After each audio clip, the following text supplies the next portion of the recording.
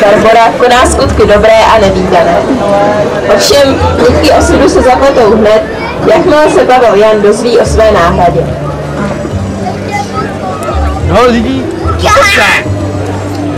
žádá o to. Vůbec to nechá. To ten se tam nevydává z toho dáka. Však já tak nenechám.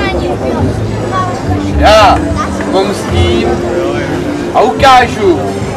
Jo, tady je jediný Pavel Jan z Počernic. To moje.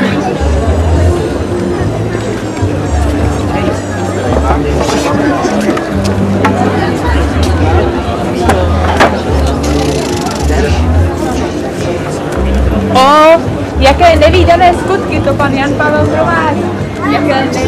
Jaké zvláštní skutky on to dělá.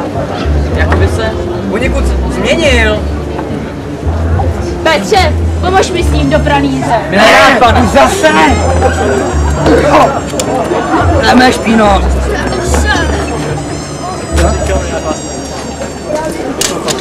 Dobrý, tady nejdu svýho dvojníka. Kde, ale někde tady je.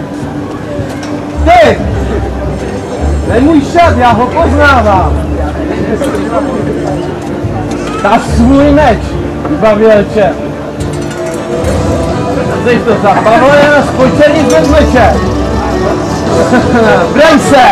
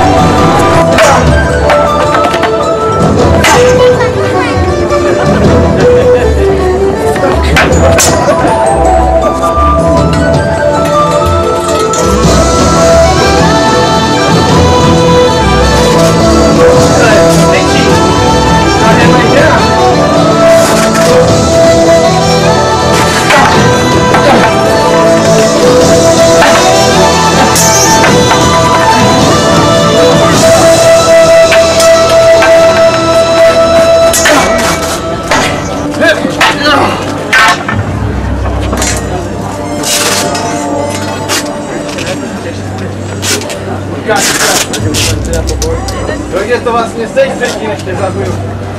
Seš vůbec podobně. Skoro?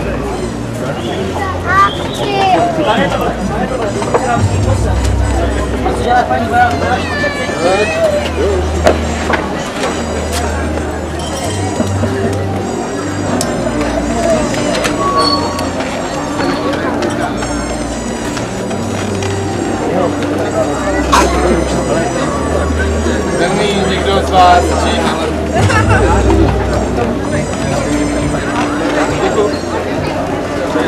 V tom listě se psalo, že hraběcí titul list Pavlu Janu z Počernic udělen a také další území, které pod Počernice spadati bude.